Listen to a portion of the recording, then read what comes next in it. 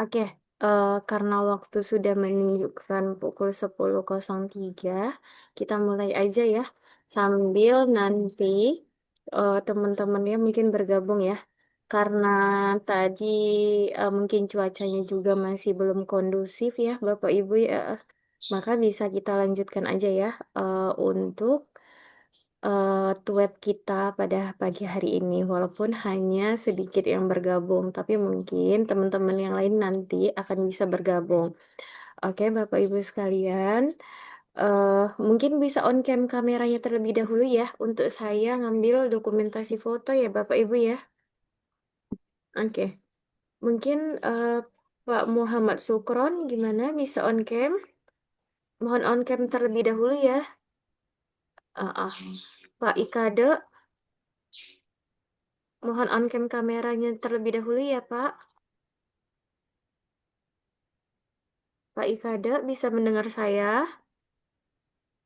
Heeh. Oke, izin ya Bapak Ibu ya untuk mengambil dokumentasi foto. Oke, 1, 2, 3, 1, 2, 3. Oke. Walaupun kita cuman berempat di Zoom ini, tapi tidak apa-apa ya, rasanya tidak mengurangkan semangat kita.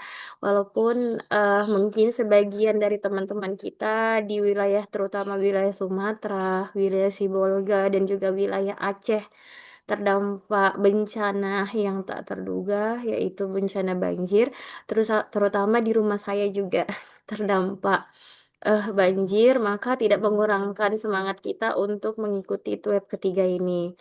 Bapak Ibu yang terhormat, pada web ketiga ini adalah web yang bagaimana ini adalah akhir dari kita, artinya akhir dari pertemuan kita. Setelah ini, Bapak Ibu sekalian akan melaksanakan yang namanya ujian akhir semester. Maka berakhirlah web kita pada pagi hari ini gitu. Jadi pertemuan ketiga ini adalah web terakhir kita. Jadi Bapak Ibu yang terhormat, saya ulangi kembali bahwasannya web kita ketiga ini adalah web terakhir. Nanti Bapak Ibu silahkan, ini sudah waktunya pukul jam 10.06. Silahkan Bapak Ibu mengisi terlebih dahulu absensi yang telah disediakan di ruang e-learning sesi ke-8 Bapak Ibu di mata kuliah pengujian peraturan perundang-undangan. Bapak Ibu sekalian, saya mohon kembali, silahkan Bapak Ibu untuk mengabsensi kehadiran Bapak Ibu di dalam e-learning di sesi ke-8. Oke, karena waktunya itu terbatas hanya sampai jam 12.00. Kalau Bapak Ibu tidak mengabsen, artinya Bapak Ibu tidak akan dianggap hadir di dalam mengikuti tutorial webinar ini. Oke, Bapak Ibu saya ingatkan juga bahwasannya untuk pengumpulan tugas, Bapak Ibu waktunya itu sampai tanggal 1 Desember, yaitu tepatnya di hari Senin. Maka Bapak Ibu, saya ingatkan kembali untuk penilaian tugas itu sangat penting karena yang dinilai pada saat ini yaitu tentang web dan juga tugas Bapak Ibu. Nah, kalau diskusi itu hanya sifatnya untuk menambah pemahaman dan pengalaman Bapak Ibu sekalian, seperti itu. Nah, Bapak Ibu, saya mohon juga bahwasannya mohon maaf atas keterlambatan di dalam adanya angket ya Bapak Ibu ya di sesi ke-7 karena memang sudah saya laporkan oleh pihak pusat. Mungkin Bapak Ibu bisa on cam ya kameranya ya, Ibu Cindy, Ibu Andira, Bapak Muhammad, Pak Doni. Nah, Pak Ika ada, mungkin bisa on cam ya sekalian ya. Karena kasihan nih, ada Pak Doni Aradinata cuman sendiri dia on cam. Yang lain mungkin bisa on cam ya Bapak Ibu ya. Pak Doni Hadi, ayo silakan mungkin on cam ya. Ibu Cindy, bisa on cam ya. Jadi saya ingatkan kembali Bapak Ibu, mohon waktunya sebentar. Silahkan Bapak Ibu yang belum mengisi angket di sesi ke-7, silahkan isi angket terlebih dahulu ya Bapak Ibu ya. Karena angket itu sangat berguna bagi kami sebagai tutor untuk evaluasi ke depan. Maka Bapak Ibu, saya harap sekalian mohon diisi angket di sesi ketujuh. Ya, Bapak Ibu ya. Selain itu, saya ingatkan kembali yang baru gabung, silahkan untuk absen juga di sesi ke-8 di kolom yang telah disediakan kehadiran Bapak Ibu. Mungkin sudah jelas ya Bapak Ibu ya? Oke, Bapak Ibu, nanti di akhir saya akan tampilkan siapa yang sudah mengisi absen dan siapa yang belum mengisi absen. Karena nanti penilaian itu otomatis dari Bapak Ibu mengikuti uh, web ini gitu. Jadi kalau Bapak Ibu tidak terdata di kehadiran web, artinya otomatis nilai Bapak Ibu mungkin ada yang berkurang. Seperti itu ya. Oke, Bapak Ibu sekalian, hari ini kita membahas tentang topik 7, sesi 7 dan sesi ke-8. Mungkin Bapak Ibu sudah mengerjakan tugasnya ya mengenai tugas ketiga. Oke, Bapak Ibu sekalian, di sesi ke-7 ini kita membahas tentang tata cara pengujian peraturan perundang-undangan dan juga peraturan presiden. Nah, Bapak Ibu sekalian, saya sudah menjelaskan, kita sama-sama sudah mengerti dan sudah paham tentang hierarki peraturan perundang-undangan. Ya, Bapak Ibu ya, kalau hierarki peraturan perundang-undangan itu kalau diatur di dalam Undang-Undang Nomor 12 Tahun 2011. Nah, Bapak Ibu, di dalam undang-undang tersebut, bahwasanya hierarki peraturan perundang-undangan itu adalah bagaimana tata cara pembentukan peraturan perundang-undangan tidak boleh tumpang tindih. Artinya apa, Bapak Ibu? Aturan yang lebih tinggi tidak boleh eh, aturan yang lebih rendah tidak boleh menumpang tindih aturan yang lebih tinggi. Maka Bapak Ibu kalau membuat tentang peraturan atau peraturan perundang-undangan, maka Bapak Ibu harus lihat dulu secara hierarkinya. Kalau kira-kira bertabrakan atau tidak sesuai dengan yang di atasnya, maka Bapak Ibu bisa yang namanya judicial review ke MK dan juga ke MA. Oke, Bapak Ibu, karena kita topiknya tentang tata cara pengujian peraturan pemerintah dan peraturan presiden, maka kita fokusnya tentang pengujian peraturan pemerintah dan juga peraturan presiden. Nah, Bapak Ibu, sebelum lanjut, karena di sini kita tentang pengujian peraturan pemerintah dan peraturan presiden, maka artinya kalau peraturan pemerintah, undang-undang itu dibuat atas dasar peraturan pemerintah yang mengeluarkan. Nah, pemerintah ini banyak ya Bapak Ibu ya. Nah, pemerintah ini biasanya sesuai dengan tupoksinya masing-masing. Nah, dalam arti pemerintah ini Bapak Ibu, ini mungkin biasanya ini bisa diartikan dengan kalau misalnya kabinet-kabinet presiden gitu kan Bapak Ibu. Nah, itu kan dikatakan golongan pemerintah ya. Seperti misalnya eh yang pemerintah itu kabinet-kabinet misalnya pemerintah apa nih perekonomian seperti itu ya Bapak Ibu atau tentang pemerintah eh apa nih misalnya sosial. Nah, itu kan ada perpanjangan dari presiden. Nah, artinya Bapak Ibu yang membantu bagaimana tugas dari presiden untuk mengevaluasi atau menyalurkan. Maka biasanya peraturan pemerintah ini yang menjalankan atau yang membuat sendiri adalah bagaimana menteri-menteri yang tergabung di dalam kabinet pemerintahan. Seperti itu ya Bapak Ibu ya. Kemudian, kalau dikatakan peraturan presiden, maka Bapak Ibu, kalau dikatakan peraturan presiden, otomatis presiden sendirilah yang membuat peraturan perundang-undangan. Seperti itu ya Bapak Ibu ya. Jadi mungkin ruang lingkupnya itu sudah jelas. Nah, maka Bapak Ibu, nampak ya Bapak Ibu? Atau terpotong? Gimana Bapak Ibu? Terpotong atau terlalu kecil PPT yang ditampilkan? Aman Bu, aman, aman.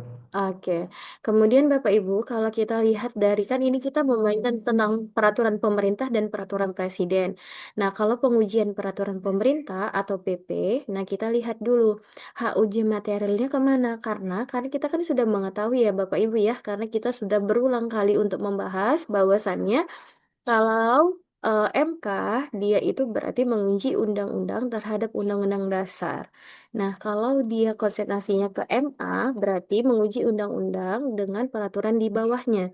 Berarti Bapak Ibu secara hierarki di dalam Undang-Undang Nomor 12 Tahun 2011 bahwasannya peraturan pemerintah dan peraturan presiden itu masuk ke dalam apa Bapak Ibu? Mahkamah Mahkamah Agung ya Bapak Ibu ya ke dalam Mahkamah Agung. Karena apa? Pengujiannya terhadap undang-undang dan peraturan di bawahnya.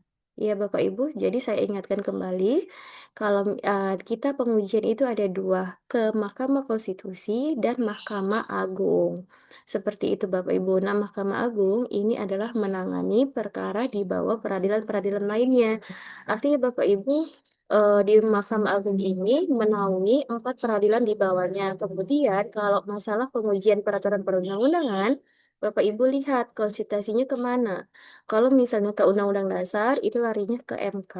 Kalau eh, peraturan undang-undang dan pengujian peraturan di bawahnya itu larinya adalah ke MA. Itu ya Bapak Ibu ya.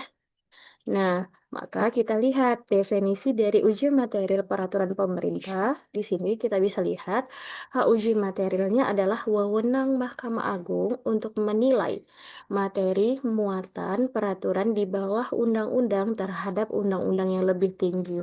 Artinya apa Bapak Ibu? Peraturan pemerintah ini kalau ada permasalahan mengenai tentang peraturan pemerintah yang mengenai tentang undang-undang yang tidak bisa atau tidak sesuai dengan peraturan undang-undang, maka Bapak Ibu bisa menguji peraturan pemerintah melalui undang-undang ke Mahkamah Agung, bukan ke Mahkamah Konstitusi.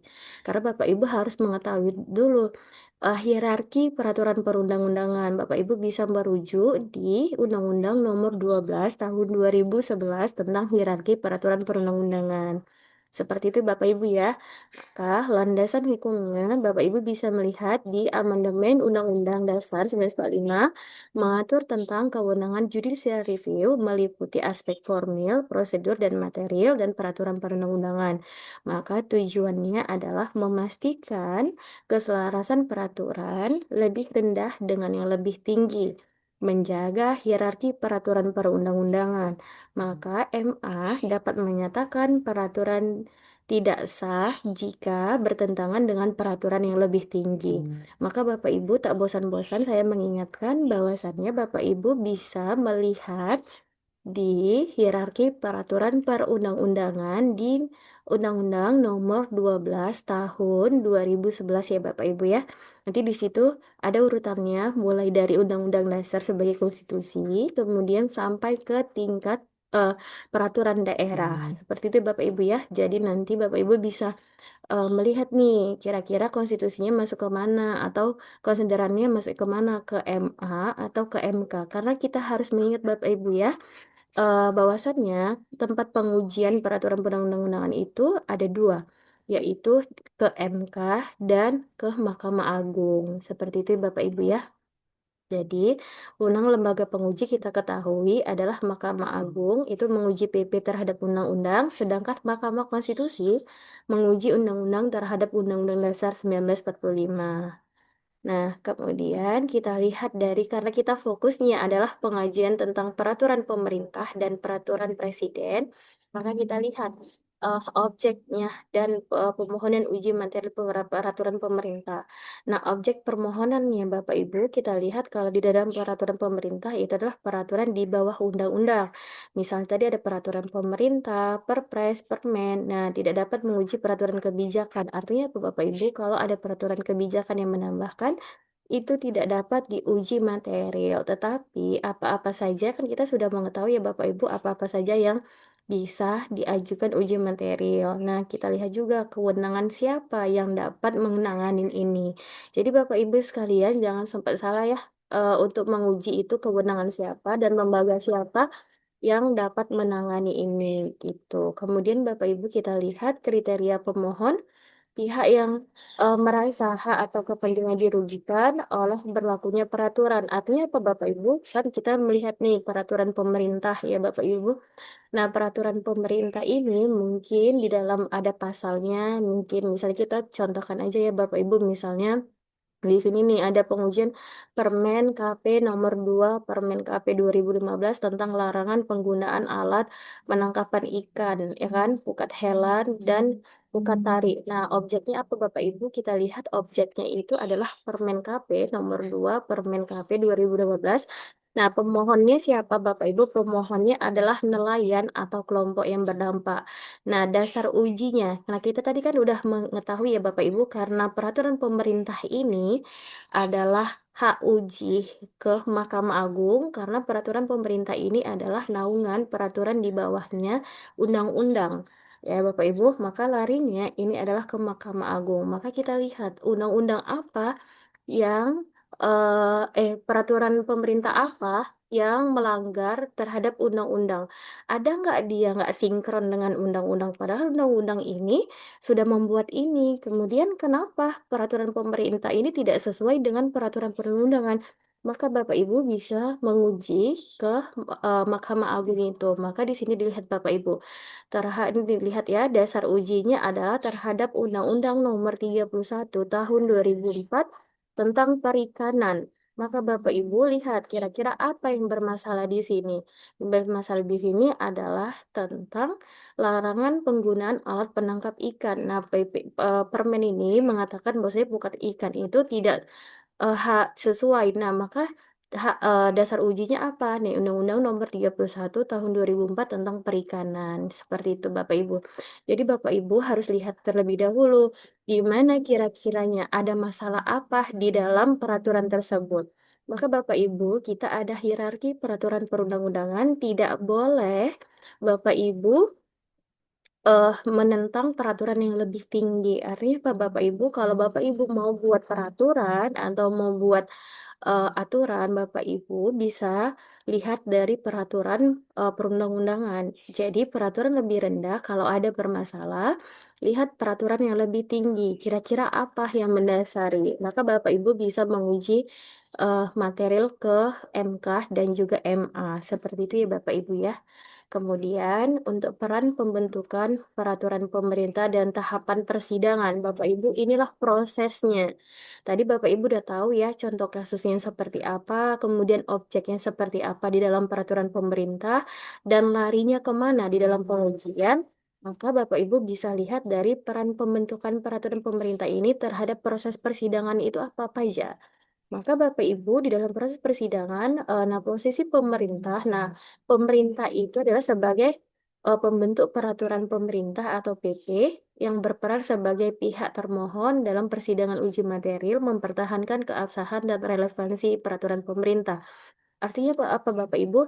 Nah, pemerintah ini dalam arti banyak ya Bapak Ibu.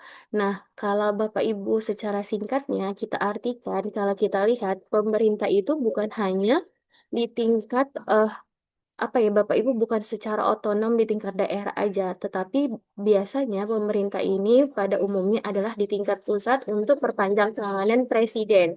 Nah, Bapak Ibu sekalian, kita bisa lihat presiden itu kan dibantu oleh menteri-menterinya. Jadi kalau menteri-menterinya itulah yang disebut dengan pemerintah, Bapak Ibu. Nah, dan mungkin ada pemerintah dinas sosial seperti itu ya Bapak Ibu ya. Kemudian ada pemerintah perekonomian gitu. Nanti Bapak Ibu mereka sendiri itu bisa mengeluarkan yang namanya peraturan pemerintah, pembuatan peraturan pemerintah. Jadi kalau ada kebijakan-kebijakan yang tidak sesuai, maka mereka bisa membuat kebijakan sendiri melalui keputusan mereka, tetapi mereka tidak boleh bertentangan dengan undang-undang yang lebih tinggi. Seperti itu ya Bapak Ibu ya. Kemudian kita lihat nih hak dan kewajiban termohon. Termohon tadi maksudnya ini adalah pemerintah ya Bapak Ibu ya. Nah, menyampaikan jawaban, mengajukan bukti dan saksi, kemudian memberikan keterangan ahli, menghadirkan persidangan, menjaga etika persidangan, mematuhi putusan pengadilan. Maka tahapan awal pengajuan permohonan, Bapak Ibu bisa dilihat. Nah, yang permohonan ini artinya yang merasa dirugikan. atas keluarnya peraturan pemerintah itu ya Bapak Ibu. Nah, maka inilah tahapan persidangannya. Pertama apa? Pendaftaran permohonan, pengajuan berkas permohonan ke lembaga penguji. Jangan salah ya Bapak Ibu, karena ini adalah peraturan pemerintah, maka larinya adalah ke Mahkamah Agung. Kemudian tahap kedua adalah pemeriksaan administrasi. Nah, di sini ada verifikasi kelengkapan dokumen permohonan. Kemudian tahap ketiga adalah sidang pendahuluan pemeriksaan awal oleh majelis hakim. Kemudian apa perbaikan permohonan. Ini ya Bapak Ibu ya tahapan persidangannya. Kemudian kita lihat mekanisme dan pemberitahuan putusan pengujian peraturan pemerintah. Nah, ini alat persidangan ya Bapak Ibu bisa lihat ya, bisa mengetahui ini proses sidangnya gimana, uji material. Yang pertama itu ada pembuktian alat bukti yang sah ya Bapak Ibu ya. Nah, alat yang bukti yang sah ini kalau di pidana itu ada dua ya Bapak Ibu ya. Iya kan, harus ada dua minimal alat bukti ya Bapak Ibu ya. Jadi Bapak Ibu mungkin di sini harus lihat kira-kira apa undang-undang yang bertabrakan atau undang-undang yang tidak sesuai dengan, misalnya peraturan pemerintah yang tidak sesuai dengan undang-undang. Kemudian menyampaikan keterangan ahli. Nah Bapak Ibu di dalam persidangan ini maksudnya para ahli ini diundang untuk menjelaskan kira-kira apa yang bermasalah, apa yang harus diluruskan dan dapat. Biasanya kalau keterangan ahli ini biasanya bisa dipakai ini biasanya ahli pakar-pakar ya Bapak Ibu, profesor atau dosen-dosen atau dokter-dokter yang memang sudah berkecimpung atau sesuai dengan permasalahan ini. Bisa juga hakim-hakim ya Bapak Ibu, misalnya mengenai permasalahan apa yang harus ditinjau, maka inilah yang harus diterangkan dalam penyampaian keterangan ahli. Seperti itu ya Bapak Ibu. Kemudian ada proses persidangan berjenjang. Nah, maksudnya ini mengikutin aja Bapak Ibu, kira-kira apa yang harus dilakukan. Kemudian ada isi dan sifat putusan pengujian. Maka Bapak Ibu, di sini ada namanya jenis putusan selah dan akhir. Kalau di jenis putusan selah Bapak Ibu, Bapak Ibu sekalian bisa melihat kira-kira putusan selanya itu bagaimana dampaknya. Kemudian kalau putusan sela itu biasa di tengah-tengah. Nah, kalau ada putusan akhir. Nah, Bapak Ibu, kalau ada putusan akhir ini berarti berakhir bagaimana hakim mengabulkan, apa saja dampaknya. Seperti itu ya Bapak Ibu ya. Kemudian bersifat final dan mengikat. Artinya apa Bapak Ibu? Di peraturan pemerintah pengujian ini berarti artinya bersifat mengikat dan final. Tidak ada lagi pengujian-pengujian lain selain ke Mahkamah Agung. Karena apa Bapak Ibu? Mahkamah Agung itu adalah menaungi peradilan di bawahnya. Artinya, kalau ada pengujian peraturan ke Mahkamah Agung, artinya Bapak Ibu sekalian itu sudah selesailah bersifat final. Tidak ada lagi pengujian di atas dari Mahkamah Agung. Jadi kalau Mahkamah Agung sudah mengatakan, misalnya mengabulkan atau menolak isi putusan dari pengujian peraturan pemerintah terhadap undang-undang, maka Bapak Ibu sekalian harus mematuhi apa dampak dari putusan tersebut. Kemudian memiliki kekuatan hukum tetap. Artinya apa Bapak Ibu? Kekuatan hukum tetap ini artinya Bapak Ibu harus mengikuti. Suka atau tidak suka, mau atau tidak mau, putusan dari Mahkamah Agung itu memiliki kekuatan hukum tetap dan mengikat. Tidak boleh tidak dilaksanakan. Jadi harus dilaksanakan. Seperti itu Bapak Ibu ya. Kemudian tata cara pemberitahuan dan publikasi putusan. Nah, ini Bapak Ibu biasanya ini dilakukan oleh Mahkamah Agung sendiri. Biasanya nih kan ada nih, kalau kita di pengujian Mahkamah Agung atau di peradilan lain, mungkin itu ada nanti namanya dokumen yang sudah diupload ya Bapak Ibu sama oleh pihak. Kalau kita udah menyelesaikan suatu perkara, mungkin itu nanti putusannya akan dikeluarkan atau dipublikasi ya Bapak Ibu ke Reels atau ke apa ya Bapak Ibu ya, ke pusat masing-masing. Atau kita bisa search ya. Maka Bapak Ibu sekarang kalau misalnya ada berita apapun, mungkin Bapak Ibu bisa transparan ya. Artinya apa? Kita dengan mudah bisa mengakses barang-barang tersebut di website ya Bapak Ibu, website misalnya Mahkamah Agung atau website pengadilan-pengadilan tertentu. Seperti itu Bapak Ibu ya. Kemudian di sini kita lihat pengujian peraturan presiden. Nah, Bapak Ibu, tadi kita sudah menjelaskan tentang peraturan pemerintah. Nah, kemudian kita masuk ke peraturan presiden. Bapak Ibu sekalian, kita lihat kembali bahwasanya kalau peraturan presiden itu kan berarti larinya adalah ke Mahkamah Agung. Ya Bapak Ibu ya, yang mana peraturan presiden ini secara hierarki di dalam Undang-Undang Nomor 12 Tahun 2011 bahwasannya peraturan presiden itu adalah di bawah di dalam undang-undang, di bawah di bawah undang-undang. Artinya apa? Kalau ada permasalahan di dalam peraturan presiden yang bertentangan terhadap undang-undang, Bapak Ibu larinya bisa mengujinya itu adalah ke Mahkamah Agung, bukan ke Mahkamah Konstitusi. Karena Mahkamah Konstitusi dia hanya sebatas pengujian undang-undang terhadap Undang-Undang Dasar. Seperti itu Bapak Ibu ya. Kalau ada presiden mengeluarkan misalnya putusan presiden yang keliru atau tidak sesuai dengan peraturan di atasnya, sesuai dengan undang-undang atau peraturan di atasnya, nanti Bapak Ibu bisa menguji peraturan itu melalui hierarki. Lihat hierarkinya Bapak Ibu ya. Oke, di sini tujuannya seperti apa Bapak Ibu? Nah, ini adalah untuk menilai materi muatan terhadap peraturan yang lebih tinggi. Maka Bapak Ibu lihat lagi hierarki peraturan perundang-undangan. Kemudian, tidak semua perpres dapat diuji, hanya yang dibentuk untuk menjalankan undang-undang yang dapat diuji, bukan yang terkait kekuasaan pemerintahan. Artinya apa Bapak Ibu? Yang berhubungan terhadap undang-undang, mungkin Bapak Ibu kalau misalnya ada keliru, ada salah, ya kan presiden dalam, biasa kan ini perpres ini kan peraturan presiden ya Bapak Ibu, jadi mungkin presiden ini mengeluarkan kan kekuasaan dia ya Bapak Ibu ya, artinya amnesti dia ya memberlakukan tentang perpres ya Bapak Ibu. Jadi Bapak Ibu tidak boleh khawatir. Jadi kalau seandainya bertentangan di dalam undang-undang, maka Bapak Ibu bisa mengajukan ini adalah ke MA seperti itu. Kemudian perbandingan pengujian perpres dan peraturan pemerintah. Bapak Ibu lihat persamaan itu keduanya adalah produk hukum presiden. Artinya apa Bapak Ibu? Keduanya itu adalah di tangan presiden. Nah, karena kita lihat Bapak Ibu, pemerintah tadi kan itu adalah perpanjangan tangan dari presiden. Jadi Bapak Ibu, menteri-menterinya ini adalah bertanggung jawab terhadap presiden. Jadi mau tidak mau, semuanya ini adalah produk presiden. Kemudian keduanya mengimplementasikan undang-undang. Artinya apa Bapak Ibu? Alat uji mereka di dalam peraturan perundang-undangan ini, peraturan presiden dan juga peraturan pemerintah itu adalah menguji terhadap undang-undang. Jadi Bapak Ibu, jangan salah kalau undang-undang berarti larinya ke MA, maka keduanya dapat diuji material oleh Mahkamah Agung. Seperti itu ya Bapak Ibu ya. Kemudian dasar hukum pengujian. Nah, kewenangan ujian material ini hanya diberikan kepada Mahkamah Agung, tidak pada badan kekuasaan kehakiman lainnya. Artinya apa Bapak Ibu? Kita lihat lagi secara hierarki.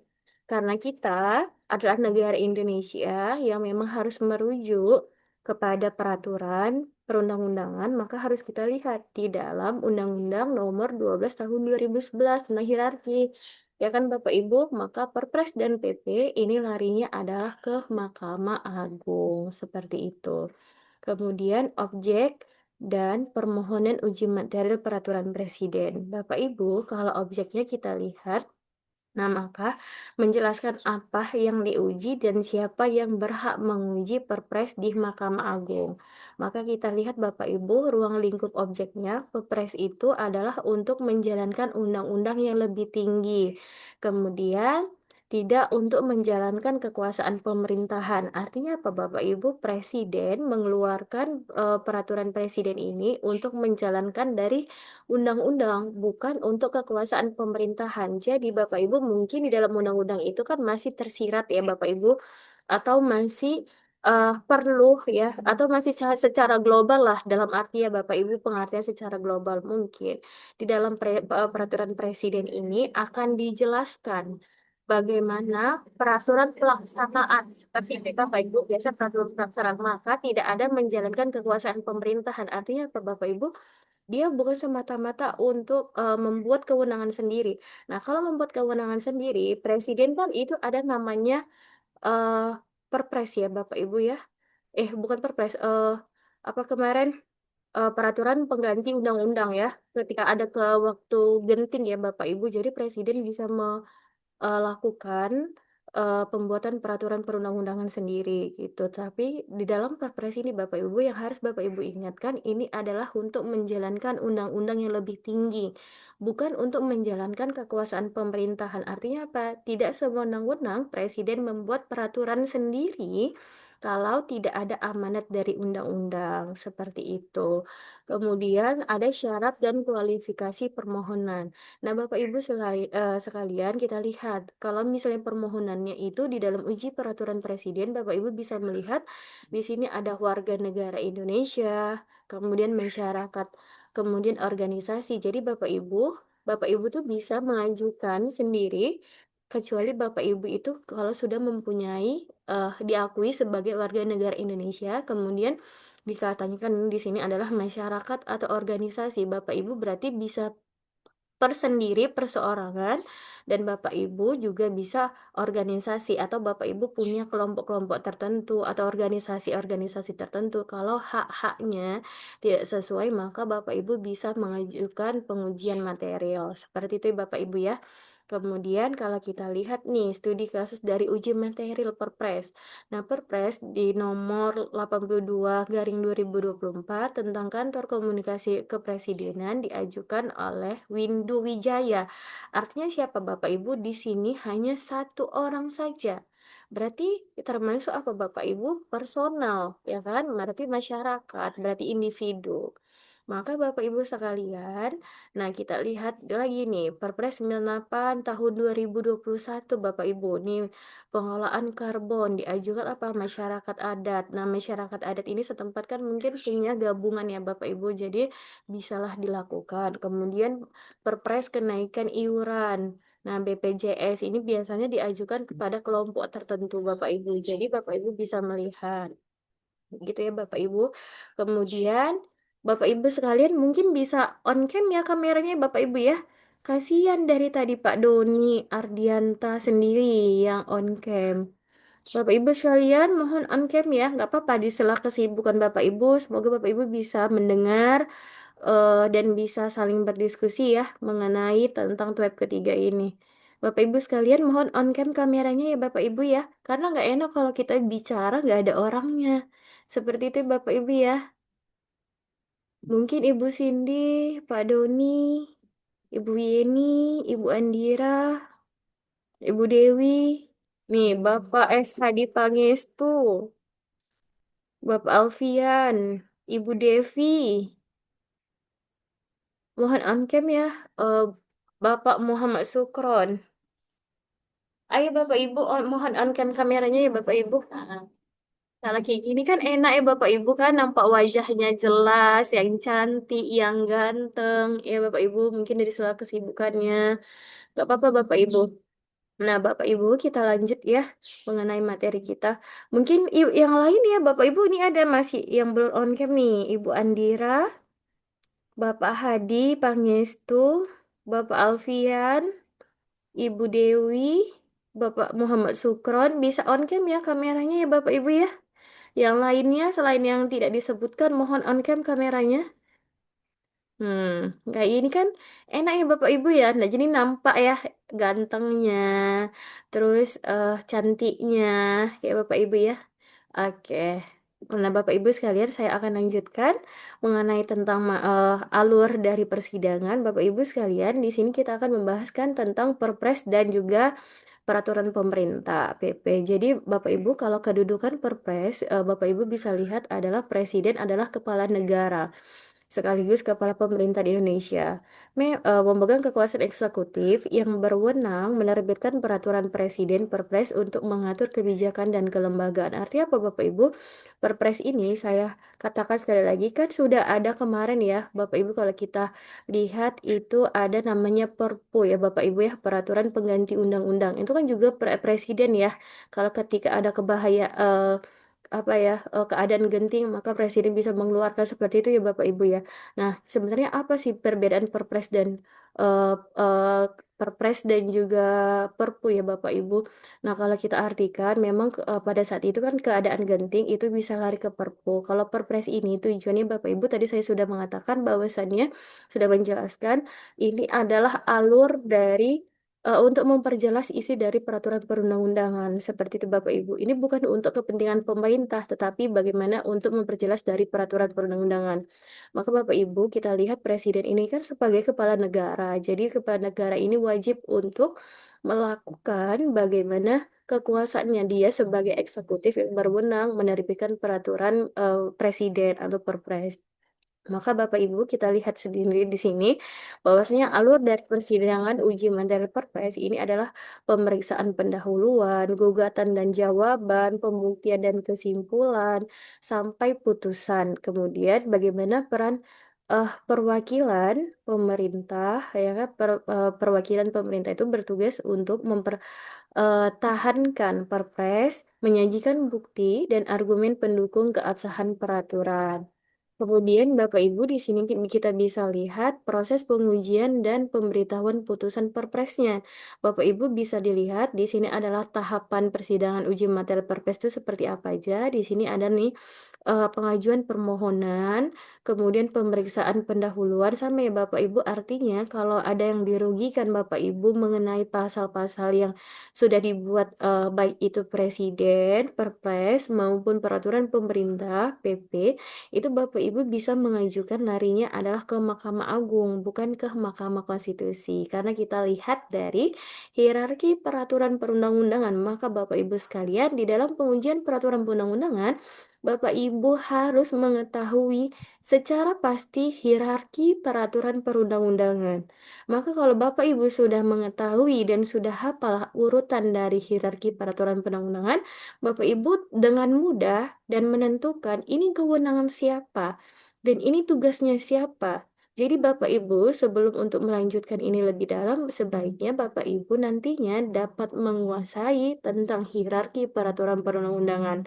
Maka Bapak Ibu kalau kita lihat di dalam pemeriksaan pendahuluan, apa-apa saja yang diverifikasi kelengkapan administrasinya, mulai dari pasal-pasalnya, kemudian siapa yang pengujinya, kemudian kelengkapan biasanya pendahuluan ini adalah pemeriksaan alat bukti dan juga pemeriksaan bagaimana administrasi dari pengujian seperti permohonan itu, seperti itu ya Bapak Ibu. Kemudian ada persidangan. Nah, disinilah mendengarkan keterangan para pihak, kira-kira apa saja yang digugat, apa saja ini, kemudian dihadirkanlah saksi dan ahli untuk mempertegas atau eh, memperjawab apa yang seharusnya dibahas gitu. Kemudian ada musyawarah. Inilah adalah hakim melakukan pembahasan dan pertimbangan keputusan, kemudian mengucapkan putusan. Nah, setelah semuanya selesai, setelah hakim juga sudah menilai tentang putusan dan segala macamnya, maka di sini hakimlah untuk memberikan putusan dari hasil yang telah diteliti atau yang telah dilakukan pemeriksaan. Seperti itu Bapak Ibu ya. Kemudian untuk jenis putusan dan implikasinya Bapak Ibu, permohonan itu dikabulkan, perpres itu batal atau tidak berlaku sebagian seluruhnya. Artinya apa Bapak Ibu? Kalau permohonan itu dikabulkan, artinya perpres itu ya tidak diberlakukan lagi atau batal atau sebagian seluruhnya tidak diberlakukan lagi. Jadi mau gimana pun kalau dikatakan hakim bahwasannya perpres telah dicabut atau batal tidak sesuai dengan peraturan perundang-undangan, maka tidak diberlakukan lagi perpres tersebut, tidak harus mengikuti itu. Nah, kemudian ada di sini permohonan ditolak, maka perpres tetap berlaku walaupun tidak dibatalkan. Gitu ya Bapak Ibu ya. Kemudian adalah permohonan tidak dapat diterima. Nah, permohonan tidak memenuhi syarat formil. Artinya apa Bapak Ibu? eh, Biasanya yang menguji ini kan yang menggugat ini kan personal ya, personal atau anggota kan di luar dari pemerintah seperti Bapak Ibu.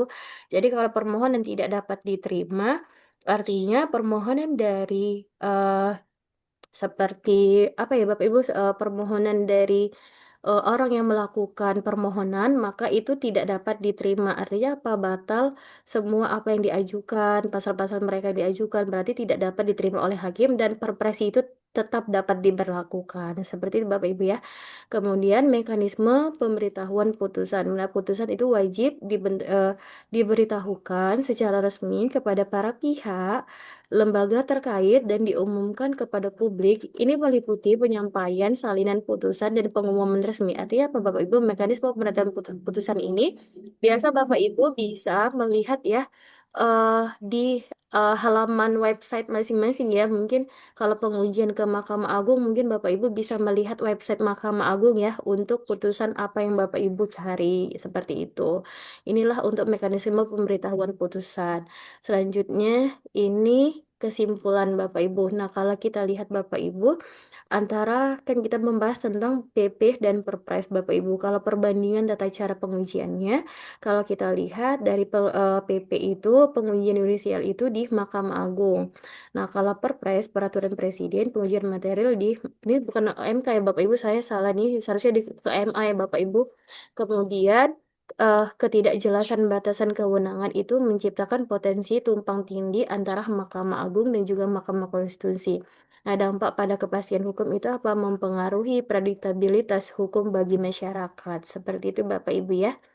Oke, inilah uraian singkat mengenai tentang alur dari bagaimana pengujian peraturan perundang-undangan mengenai peraturan pemerintah dan juga peraturan presiden. Bapak Ibu sekalian, mungkin sampai sini ada yang mau didiskusikan atau masih kurang paham mengenai tentang peraturan pemerintah dan peraturan presiden? Atau mengenai pengujian peraturan perundang-undangan, Bapak Ibu bisa ya mungkin kita saling diskusi, saling komunikasi, saling tanya jawab seperti itu ya Bapak Ibu. Bagaimana Bapak Ibu ada pertanyaan sampai sini? Ini materi ketujuh ya Bapak Ibu, nanti kita ada materi kedelapan. Oke Bapak Ibu bagaimana?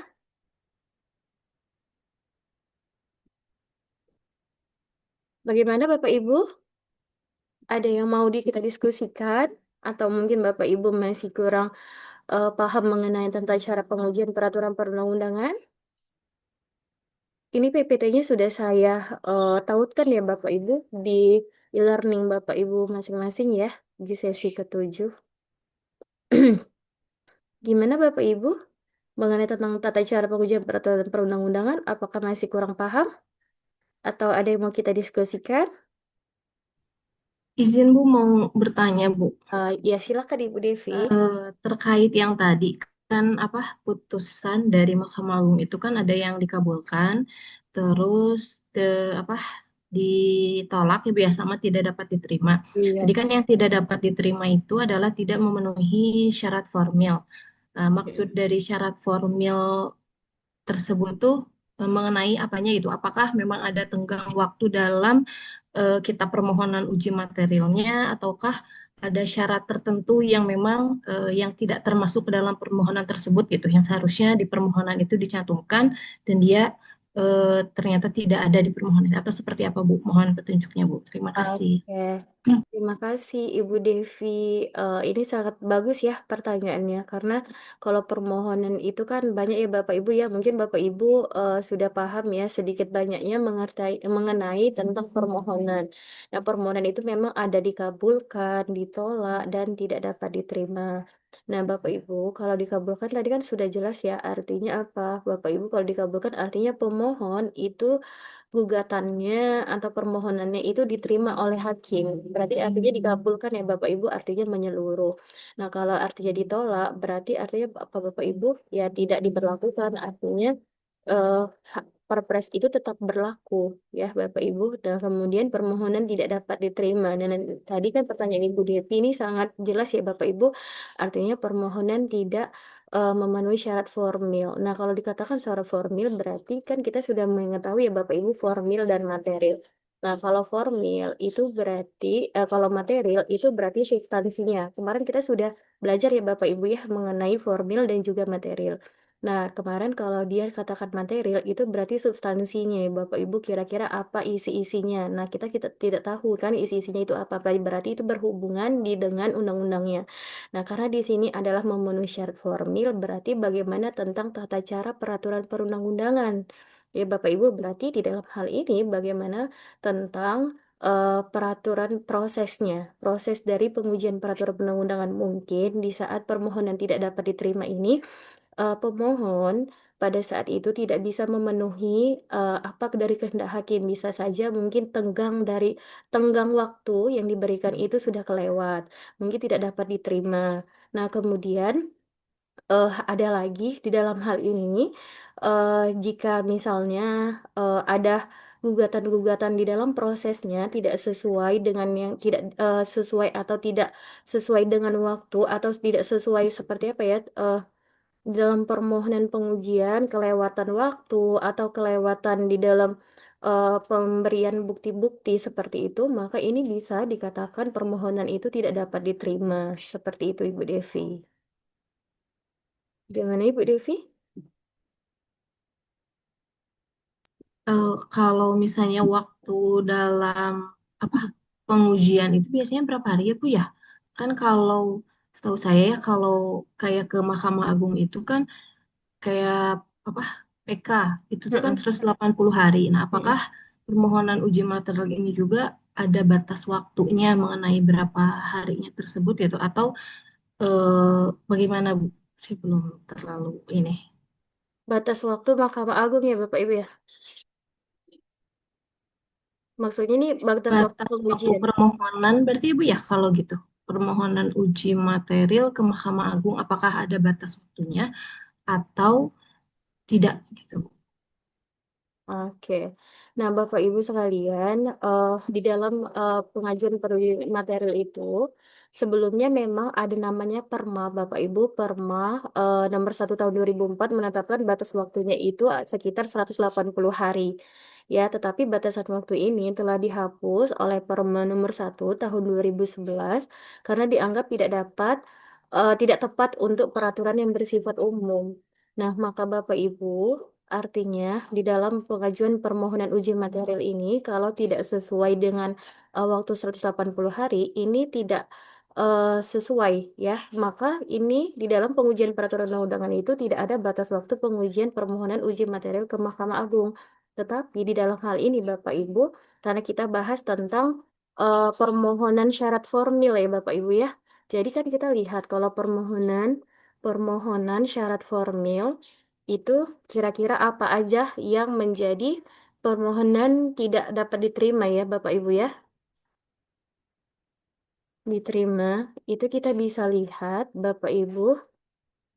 Kalau misalnya surat permohonan ya misalnya nih Bapak Ibu misalnya surat permohonan itu kan secara formil kan tidak sesuai atau tadi Bapak Ibu katakan bahwasanya permohonan Anda yang telah buat tuh seperti yang tidak disetujui atau apa ya Bapak Ibu isi dari gugatan-gugatan seperti yang tidak lengkap atau kan ini kan artinya formil ya Bapak Ibu, formil itu kan artinya bergerak, apa ya implementasi dari itu mungkin saksi yang dihadirkan tidak sesuai gitu atau apa ya tidak bisa melengkapi alat bukti seperti itu Bapak Ibu, mungkin inilah yang ditolak atau tidak dapat bukan ditolak, tidak dapat diterima oleh apa Mahkamah Agung seperti itu. Artinya apa Bapak Ibu tidak kuat dalam mengikuti syarat formilnya gitu Bapak Ibu. Bagaimana Ibu Devi? Cukup Bu, terima kasih Bu. Oke. Mungkin Bapak Ibu yang lain gimana? Bapak Ibu yang lain gimana? Ada mau pertanyaan atau yang masih kurang jelas ya mengenai ngambang mengenai tentang pengujian peraturan pemerintah dan peraturan presiden? Oke, kalau gitu Bapak Ibu, eh, saya mohon persilahkan Bapak Ibu silahkan isi absensi terlebih dahulu Bapak Ibu di e-learning yang tersedia di sesi ke-8 ya Bapak Ibu. Saya ingatkan kembali Bapak Ibu silahkan mengisi di e-learning yang baru bergabung, silahkan mengisi di e-learning yang tersedia Bapak Ibu. Nah, kemudian Bapak Ibu sekalian, saya berharap Bapak Ibu jangan lupa untuk mengisi angket angket tutor, evaluasi tutor di e-learning di sesi ke-7 ya Bapak Ibu. Karena angket evaluasi tutor itu sangat berguna bagi kami para tutor untuk pelayanan Bapak Ibu untuk peninjauan mengikuti tutorial di universitas terbuka di semester yang akan datang. Itu sebagai evaluasi kami Bapak Ibu. Maka Bapak Ibu jangan lupa saya ingatkan Bapak Ibu silahkan isi angket di sesi ketujuh ya Bapak Ibu. Dan jangan lupa juga untuk mengisi absensi pada pagi hari ini di sesi ke-8 di e-learning Bapak Ibu sekalian di mata kuliah pengujian peraturan perundang-undangan. Oke. Oke, Bapak Ibu, sampai sini mungkin nggak ada lagi pertanyaan ya. Oke, kalau nggak ada lagi pertanyaan, kita beralih ya ke yang lain ya, ke sesi ke-8 ya. Bisa ya, pembahasan ke-8. Gimana Pak Ibu, Doni? Ya, siapa tadi? Siapa? Suara siapa tadi ya? Ada yang mau bertanya, Bapak Ibu? Nggak ada. Ini ada Pak Elwin, ada Bu Alfian, Ibu Andira, Pak Desmond, Pak Ridul, Dwiki, gimana? Ada yang mau bertanya? Oke, kalau nggak ada bertanya, mungkin materi ini cukup ya Bapak Ibu ya. Materi sesi ketujuh nanti Bapak Ibu sekalian bisa lebih jelasnya lihat dan baca ulang kembali di e-learning Bapak Ibu ya di sesi ketujuh di materi inisial materi tambahan nanti Bapak Ibu bisa mendownload dan Bapak Ibu bisa membaca-baca ulang kalau masih kurang paham dan kurang jelas ya mengenai sesi ketujuh. Oke, baik, kita akan ke sesi ke-8. Sabar ya Bapak Ibu ya.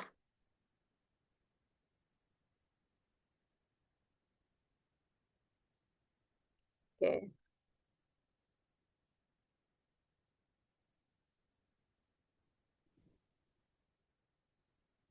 Gimana Bapak Ibu sudah kelihatan?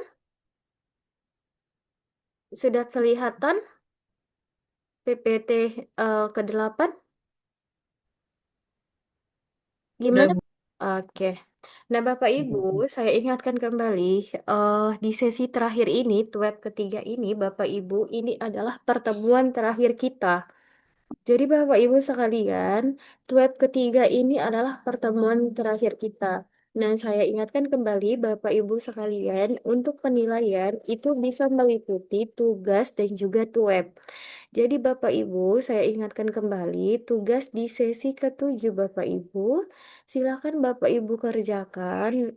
Lihat juga ya Bapak Ibu yang belum mengerjakan tegang waktu atau batas waktu deadline Bapak Ibu sekalian eh mengenai tentang pengujian peraturan perundang-undangan ini sampai tanggal 1 Desember 2025. Artinya apa Bapak Ibu? Kalau Bapak Ibu tidak mengerjakan tugas, artinya Bapak Ibu tidak bisa mengirimkan tugas lewat manapun selain lewat e-learning.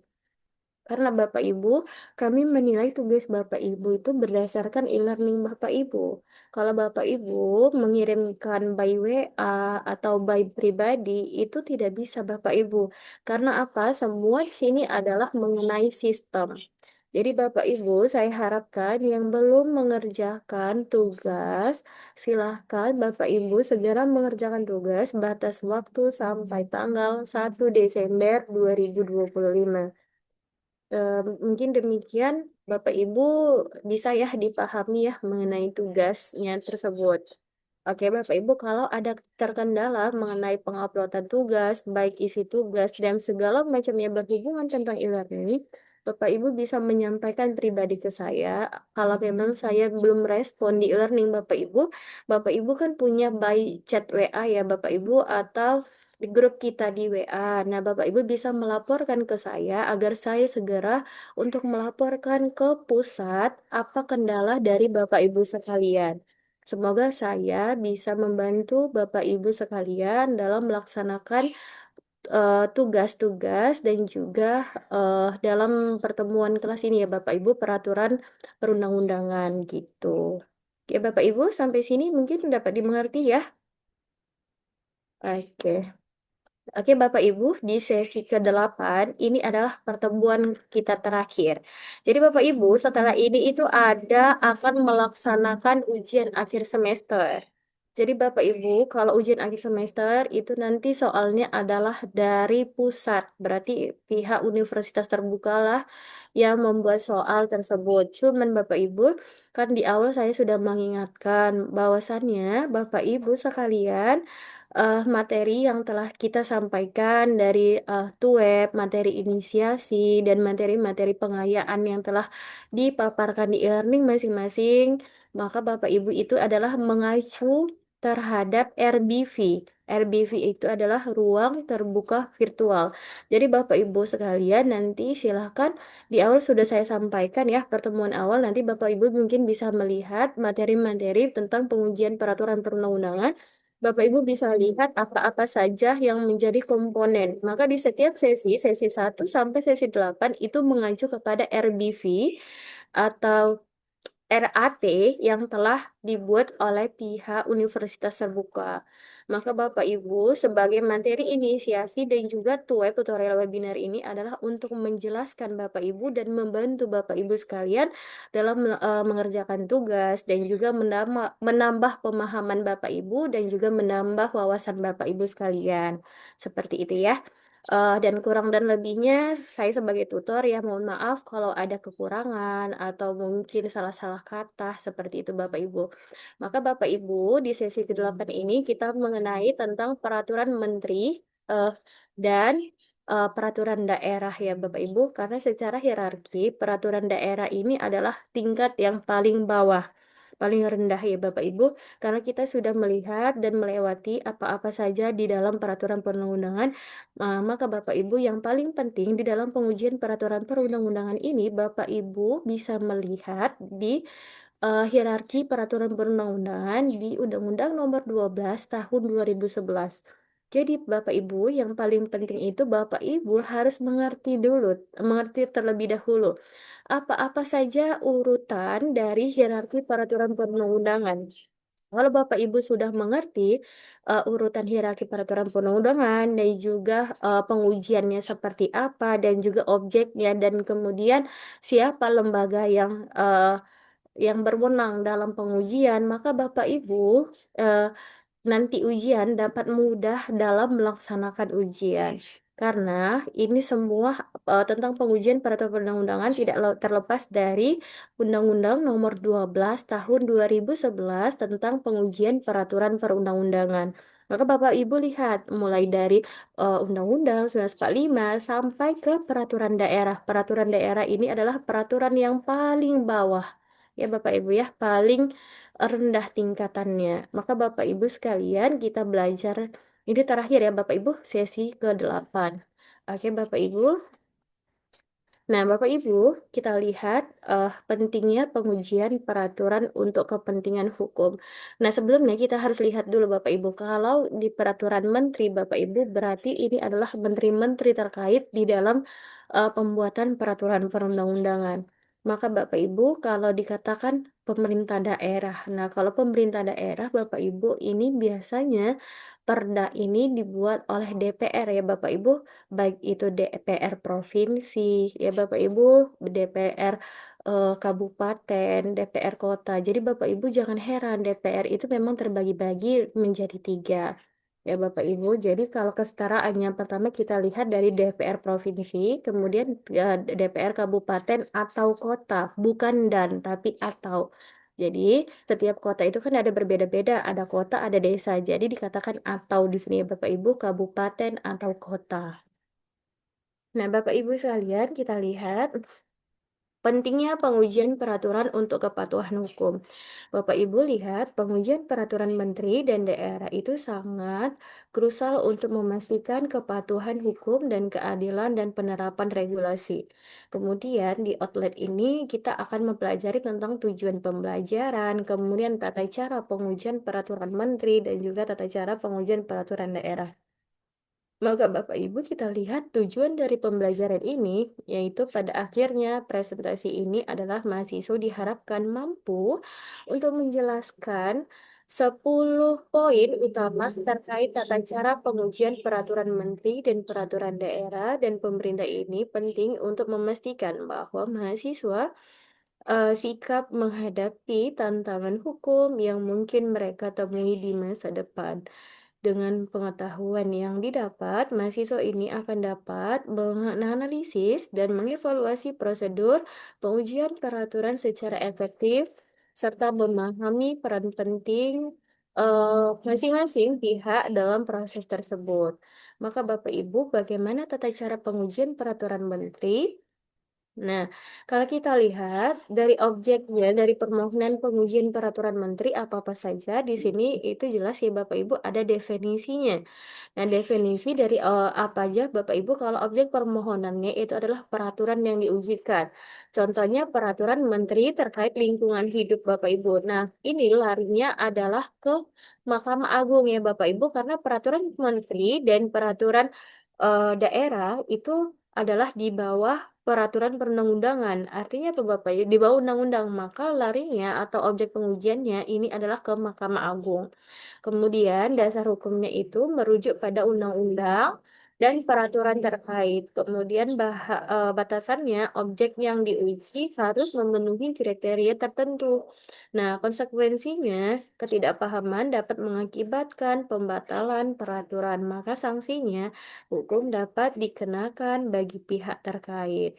Maka permohonan pengujian peraturan menteri, kriteria permohonan-permohonan itu harus memiliki kepastian hukum untuk mengajukan permohonan, kemudian hak permohonan, permohonan berhak mendapatkan transparansi skema proses pengujian berlangsung, kemudian ada kewajiban permohonan, permohon wajib memberikan dokumen dukungan yang relevan dan lengkap. Kemudian di sini ada posisi pembentukan peraturan menteri. Di sini ada peran pembentuknya itu siapa kira-kira. Maka di sini peran pembentuknya yang penting itu dalam proses pengujian peraturan. Kemudian hak pembentuknya itu pembentuk memiliki hak untuk memberikan argumen dan persidangan. Kemudian kewajiban pembentuk wajib hadir untuk menjelaskan kewajiban yang diusulkan. Ini posisi pembentukan peraturan ya Bapak Ibu. Jadi kalau membuat peraturan menteri inilah posisinya apa-apa saja. Kemudian ada batasan kewenangannya. Nah, kewenangan pembentukan itu terbatas pada ruang lingkup peraturan yang diuji. Kemudian konsekuensi hukumnya itu tidak hadir dapat mengakibatkan putusan yang merugikan pembentuk. Artinya apa Bapak Ibu? Kalau misalnya ada sesuatu yang tidak hadir, maka yang diuji ini kan biasa permohonan. Nah, maka permohonan itu dapat merugikan pengakibatan putusan yang merugikan pembentuk. Kemudian ini ada pertimbangan hukuman. Nah, pertimbangan hukum ini penting dalam penentuan keputusan pengujian. Selanjutnya, tata cara pengujian peraturan menteri. Bapak Ibu lihat, bisa lihat ya prosedur pengujian permohonan. Itu bagaimana proses awal mengajukan permohonan pengujian peraturan. Sebenarnya sama ya Bapak Ibu ya, cara-cara dan lain sebelumnya. Baik itu perda maupun peraturan lainnya, itu sama ya Bapak Ibu. Tata cara pengujian peraturan pertama itu ada pengajuan permohonan. Kemudian ada proses persidangan. Kemudian ada tahap pembuktian. Pembuktian inilah yang paling penting ya Bapak Ibu. Disinilah dihadirkan saksi, bukti gitu ya Bapak Ibu ya, harus jelas. Kemudian ada ahli gitu ya Bapak Ibu ya. Kemudian ada menyampaikan kesimpulan. Kesimpulan ini akan disampaikan oleh pihak-pihak yang terlibat. Misalnya kesimpulannya apa masalah yang terkait. Kemudian ada pembacaan putusan. Biasa pembacaan putusan ini dijelaskan diputuskan oleh majelis hakim di sidang. Ini adalah proses yang terakhir Bapak Ibu. Biasanya tadi tadi kan ada persidangan ditolak, diterima, kemudian tidak dapat diterima seperti itu ya Bapak Ibu. Kemudian konsekuensi hukum, konsekuensi dibuat itu berdasarkan keputusan yang diambil sidang. Nah, kemudian Bapak Ibu kalau kita lihat tata cara pengujian peraturan daerah. Nah, Bapak Ibu sekalian, secara hierarki peraturan perundang-undangan, peraturan daerah ini adalah peraturan yang paling terakhir tingkatannya.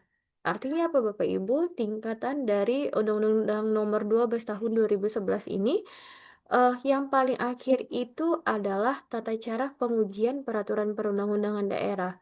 Jadi, tadi sudah katakan bahwasanya pengujian peraturan daerah ini dibuat oleh namanya DPR. DPR berarti ada DPR provinsi, ada DPR kabupaten atau kota gitu ya Bapak Ibu. Jadi Bapak Ibu harus melihat bagaimana tata cara pengujian peraturan daerah. Nah, Bapak Ibu, Kita lihat dari objek permohonan pengujian peraturan daerah. Contohnya adalah peraturan, terdapat berbagai jenis peraturan di daerah yang diuji. Kemudian definisi objeknya apa, Bapak Ibu? Objek permohonan merupakan peraturan yang sah. Kemudian dasar hukumnya itu merujuk pada undang-undang yang terlibat pengujian peraturan. Berarti artinya Bapak Ibu kemana? Lari dari permohonan pengujian peraturan daerah ini adalah ke Mahkamah Agung. Karena apa Bapak Ibu? Kita lihat lagi antara MK dan MA itu apa fungsinya, kemudian kalau secara hierarki bagaimana peraturan perundang-undangannya. Maka Bapak Ibu di dalam pengujian peraturan undang-undangan ini paling penting Bapak Ibu harus paham dulu di dalam hierarki peraturan perundang-undangan di dalam undang-undang sampai ke tahap perda. Kira-kira kemana dan siapa saja yang terlibat di dalam pengujian peraturan seperti itu ya Bapak Ibu ya. Kemudian ada permohonan pengujian peraturan daerah. Nah, di sini Bapak Ibu bisa lihat kriterianya itu apa, haknya itu apa. Maka Bapak Ibu kriterianya itu adalah permohonan harus memenuhi syarat tertentu sesuai hukum. Kemudian haknya, permohon memiliki hak untuk mendapatkan keadilan dan transparansi. Kemudian kewajiban, pemohon wajib mengikuti prosedur yang telah ditetapkan hukum. Maka posisi pembentukan peraturan daerah, maka di sini peran pembentuk itu adalah pembentuk berperan dalam merumuskan peraturan daerah. Nah, hak pembentuk itu memiliki hak untuk memberikan klarifikasi. Nah, kewajiban pembentuk wajib hadir dalam sidang pengujian. Kenapa harus ada namanya peraturan daerah? Karena Bapak Ibu kita lihat, nah peraturan daerah ini kan sesuai dengan daerah kebutuhan daerahnya masing-masing. Jadi Bapak Ibu jangan heran, misalnya daerah Bali ya kan sama daerah Jawa ini kok berbeda peraturannya. Nah Bapak Ibu sekalian lihat kira-kira peraturan apa yang menjadi pembeda karena Bapak Ibu peraturan daerah ini sesuai dengan kondisi daerahnya masing-masing. Jadi mungkin Bapak Ibu ada kondisi mungkin mengenai tentang apa ya Bapak Ibu misalnya penggajian honorer misalnya guru seperti itu Bapak Ibu misalnya di daerah Bali misalnya 3 juta seperti itu Bapak Ibu ya. Kemudian berbeda dengan mungkin di Kalimantan, mungkin ya Bapak Ibu, entah di situ 5 juta. Nah, ini apa Bapak Ibu? Melihat dari konsekuensi dari kondisi wilayahnya Bapak Ibu. Nah, ini peraturan daerah ini dibuat adalah untuk mempertegas dari undang-undang atau mempertegas dari peraturan yang di atasnya Bapak Ibu. Biasanya peraturan di atas itu masih global.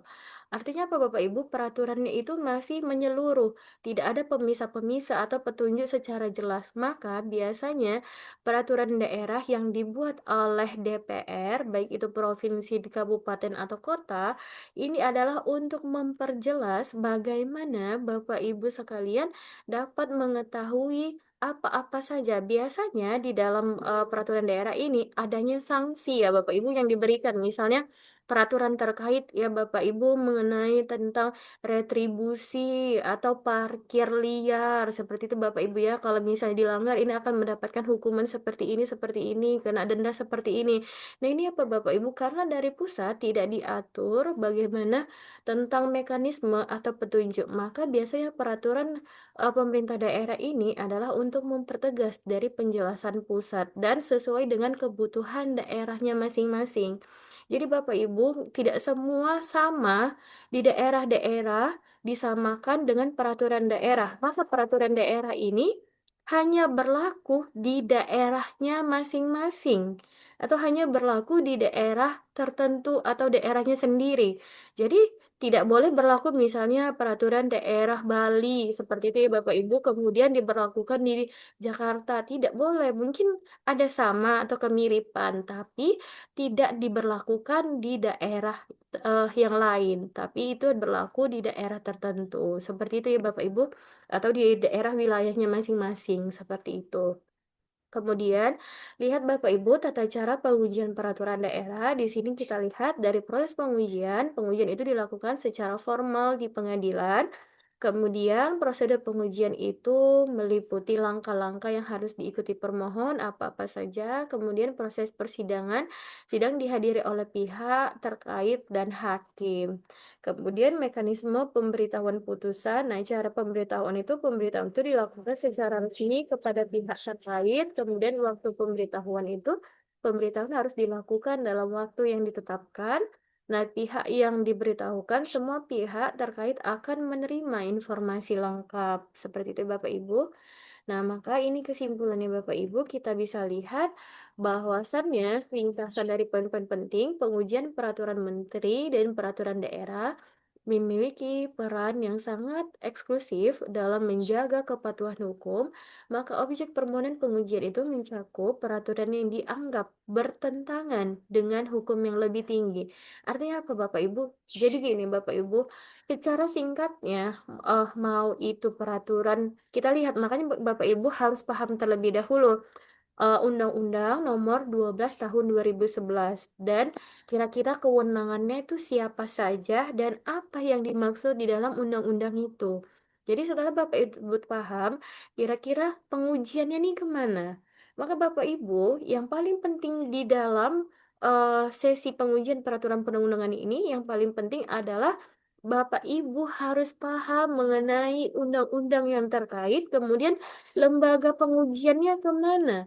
Kemudian alurnya gimana? Maka semuanya mengenai tentang pengujian kira itu adalah yang bertentangan terhadap peraturan di atasnya. Itu sebenarnya yang paling penting yang harus kita pelajari atau paling krusial ya Bapak Ibu.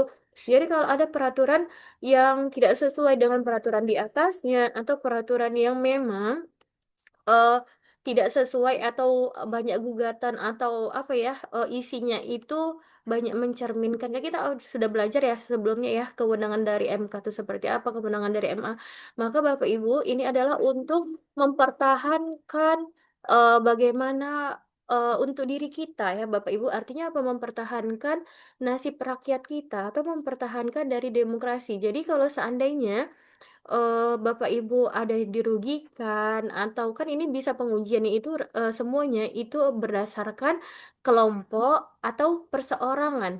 Jadi Bapak Ibu dalam pengujian ini bukan hanya untuk kelompok aja yang bisa kelompok itu maksudnya organisasi ya Bapak Ibu organisasi atau kelompok-kelompok yang tertentu itu.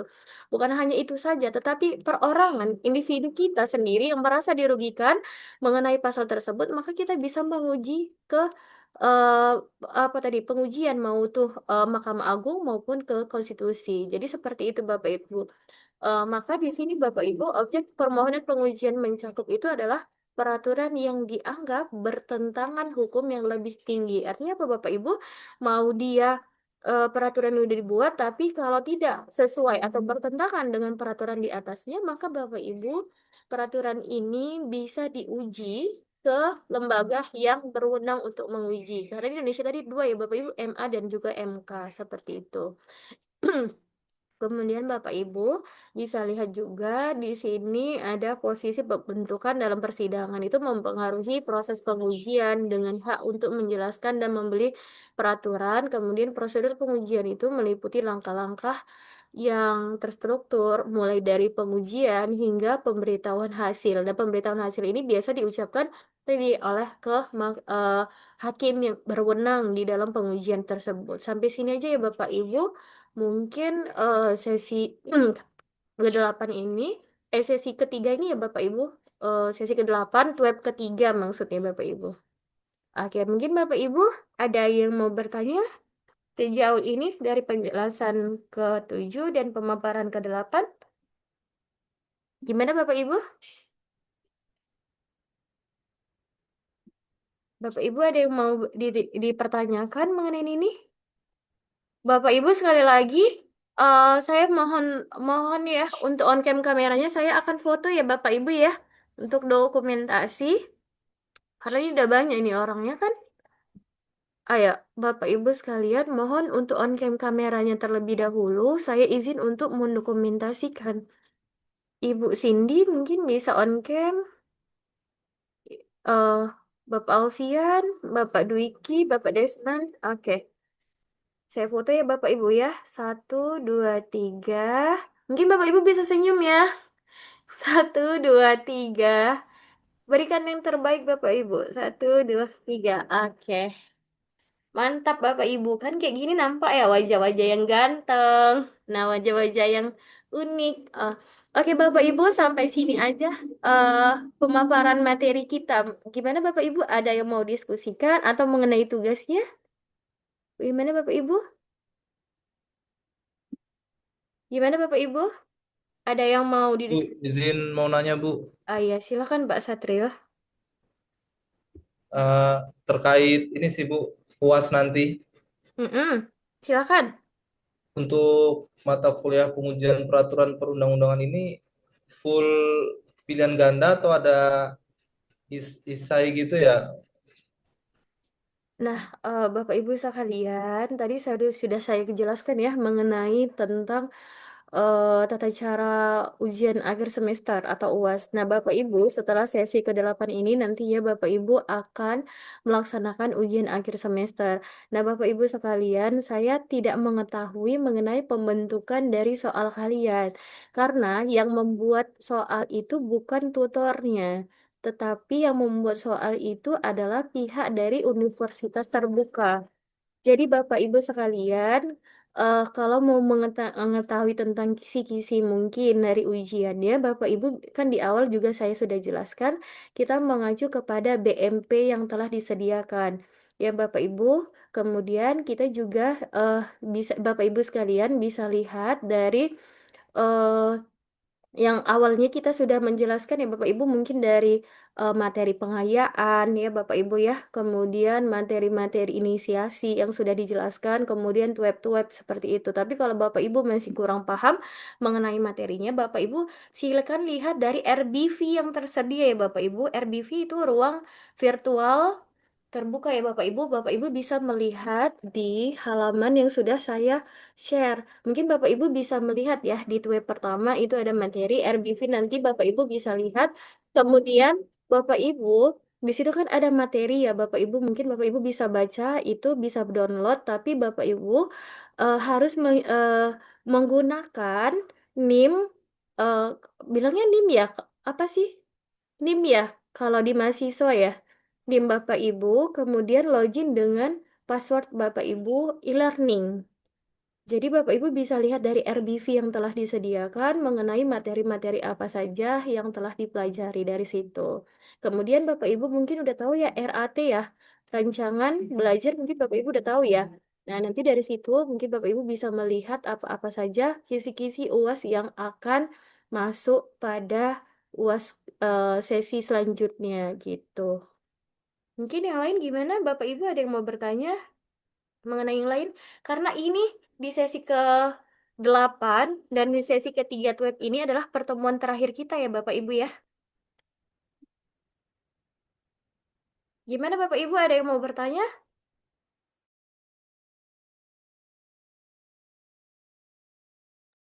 Gimana Bapak Ibu? Sehat Bapak Ibu? Sehat? Alhamdulillah. Karena kan gini Bapak Ibu ya, tadi kita juga awalnya udah sharing-sharing ya Bapak Ibu ya, tadi dengan Pak Doni, dengan Pak Ikade, yang lain-lain ya, udah mungkin udah mengetahui. Nah, ini kan beberapa hari ini mungkin Bapak Ibu mungkin terdampak banjir ya kan, ada yang terdampak banjir atau ada yang apa ya Bapak Ibu, hujan yang terus-menerus seperti itu ya Bapak Ibu ya. Mana tahu ada terdampak banjir, ya saya cukup perhatiin juga ya Bapak Ibu. Karena di rumah saya juga saat ini, sebenarnya saya Zoom ini juga terdampak banjir di rumah saya. Di bawahnya tergenang air, di atasnya melakukan Zoom. Tapi nggak apa-apa, demi Bapak Ibu sekalian dan pertemuan terakhir kita, ya kan Bapak Ibu? Oke, semoga mana tahu Bapak Ibu ada terdampak juga banjir ataupun hujan, semoga kondisi ini cepat membaik dan tetap berjalan sesuai bagaimana mestinya. Amin. Oke Bapak Ibu, sampai sini ada mau dipertanyakan mengenai materi kita yang telah kita sampaikan? Mungkin mau sharing-sharing nih, karena ini pertemuan terakhir kita ya Bapak Ibu ya. Karena nggak ada lagi kan. Habis ini Bapak Ibu akan melaksanakan UAS dan kita tidak akan berjumpa lagi. Mungkin Bapak Ibu bagaimana? Ada yang mau didiskusikan? Atau ibu ini terlalu cerewet ya? Seperti itu. Mohon maaf ya Bapak Ibu, kalau saya di dalam pelaksanaan tutorial ini mungkin ada kurang berkenan atau apa ya, masih belajar atau apa ya penjelasannya masih kurang paham atau apa ya Bapak Ibu kuranglah di hati Bapak Ibu sekalian. Saya mohon maaf ya Bapak Ibu ya, karena hari ini adalah pertemuan terakhir kita. Gitu Bapak Ibu. Gimana Bapak Ibu, Ini dimaafkan nggak? maafkan Bu. Maafkan Bu, maafkan Sama-sama Bu, Bu. mohon maaf juga Bu Oke. dari kami. Oke, mungkin ada salah-salah kata ya Bapak Ibu ya, karena kan kita manusiawi ya Bapak Ibu kan, setiap orang itu menilainya berbeda-beda. Mungkin ada lagi yang mau didiskusikan ini mengenai tugasnya gimana Bapak Ibu, ada terkendala? Ini Bu, izin Bu, saya Mm-mm. untuk absennya itu saya tinggal klik ini saja ya Bu ya. Kalau kita sudah memasuki sesi Zoom gitu ya Bu. Oh iya, jadi kan Bapak Ibu, kemarin kita juga sudah tutor kan mengenai tentang cara pengisian absen. Mungkin Bapak Ibu masih terkendala ya mengenai absensi. Jadi Bapak Ibu sekalian, kalau mengenai tentang absensi, jadi Bapak Ibu silahkan pilih buka dulu e-learning Bapak Ibu di sesi ke-8. Setelah Bapak Ibu buka e-learning, kemudian itu di situ ada kehadiran ya Bapak Ibu, kehadiran web ketiga. Ada Oke kan Bu. Ibu? Ya, Nah, kemudian Ibu klik, kemudian Ibu pilihlah tombol yang tersedia. Kapan Ibu masuk, kapan Ibu bergabung, di situ kan ada awal, pertengahan, sampai akhir. Itu kan ada tombolnya Ibu pilih. Kemudian keterangannya juga Ibu buat. Misalnya Ibu eh, pertemuan pertama, maksudnya Ibu bergabung di awal waktu atau di pertengahan. Nah, Ibu buatlah keterangannya seperti itu. Kemudian Ibu save seperti itu. Oke, kalau yang ada Ibu Yeni gimana? ya. Kalau dari absensi ini eh, linknya Ibu bagaimana? Apakah sudah masuk apa Oh, kayak ini aja ya, sebelum? Bapak Ibu. Ya, terima kasih ya Ibu Yeni sudah mengingatkan. Kita sama-sama cek aja ya Bapak Ibu ya.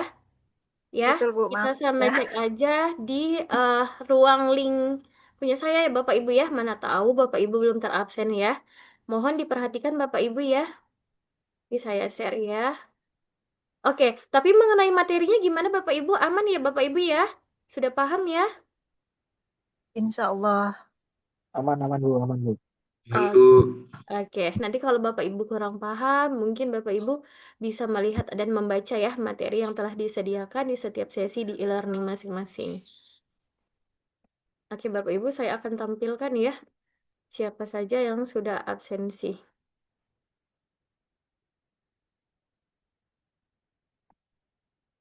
Sabar ya Bapak Ibu ya.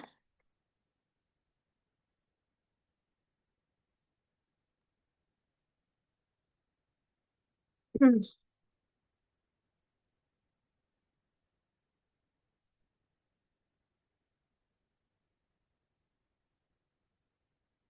Oke, tadi tampilan ini.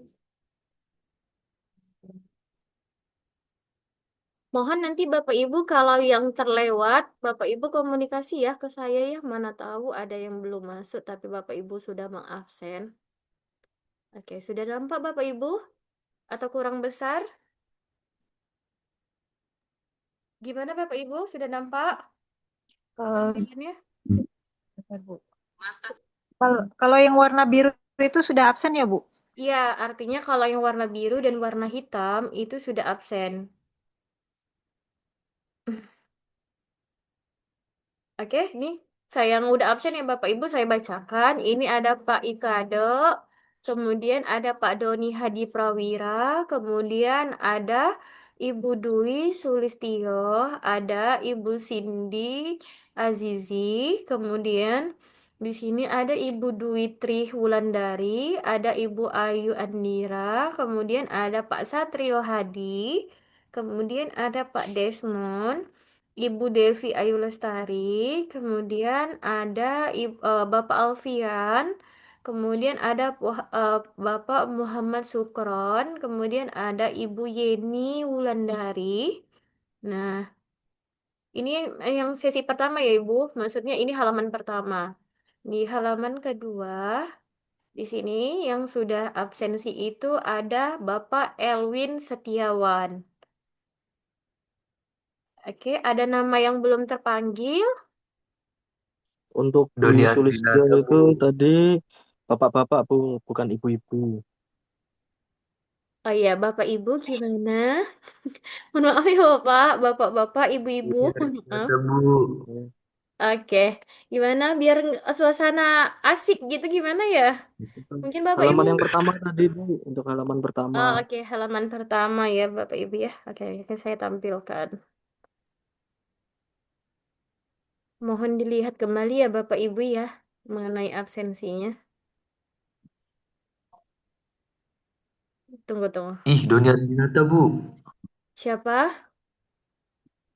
Doni Ardinata. Iya, Oke. Terus ada lagi yang belum? kasih, Bu. Oke, ada lagi yang belum? Dwi Sulistyo Hartani itu bapak-bapak Bu, bukan ibu-ibu. Iya, bapak-bapak, ibu-ibu. Oke, udah selesai? Ada lagi? Udah terabsensi semua? Biar saya Sudah, Bu. Bapak Ibu. Oke, saya set ya Bapak Ibu ya. Oke, nggak ada lagi kan? Hmm. Oke Bapak Ibu, inilah pertemuan terakhir kita. Mungkin Bapak Ibu ada mau sharing atau mengenai apapun, boleh ya Bapak Ibu ya, karena ini pertemuan terakhir kita. Karena kita setelah ini tidak akan berjumpa kembali. Entah pun nanti di semester depan atau kita berjumpa lagi atau tidak, saya tidak tahu. Jadi Bapak Ibu, eh, kurang dan lebih saya mohon maaf ya Bapak Ibu ya. Oke. Gimana Bapak Ibu ada lagi? Pak Doni gimana? Pak Doni Hadi nih, gimana? Gimana Pak Doni Hadi? Udah, Bu. Oke. Sudah, Ibu Bu. Devi? Ibu Devi ada lagi? Enggak cukup, Bu. Oke, oke cukup ya Bapak Ibu ya, karena udah selesai. Nah ini pertemuan kita terakhir. Sampai jumpa ya Bapak Ibu. Mana tahu kita akan berjumpa lagi semester depan. Nah, salam ya Bapak Ibu. Semoga urusan Bapak Ibu diperlancar, apapun yang Bapak Ibu usahakan atau Bapak Ibu sedang jalanin, semoga sukses ya Bapak Ibu dan semoga selalu dilancarkan segala urusan Bapak Ibu sekalian. Nah, inilah saya apa adanya. Saya sebagai tutor mohon maaf apabila ada kesalahan kata, kesalahan kalimat maupun penjelasan dari Bapak Ibu yang kurang berkenan. Saya mohon maaf. Kurang dan lebihnya saya mohon maaf. Wabillahi taufiq wal hidayah. Saya akhiri. Assalamualaikum warahmatullahi wabarakatuh. Waalaikumsalam Waalaikumsalam Warahmatullahi warahmatullahi wabarakatuh. wabarakatuh. Terima wabarakatuh. kasih, Bu. Oke, saya Terima izinkan kasih ya Bu. Bapak Ibu ya. Sampai jumpa. Iya Bu. Ya, Bu. Iya Oke. Bu. Oke ya Bapak Ibu ya, saya akhiri ya. Assalamualaikum. Baik. Waalaikumsalam. Waalaikumsalam.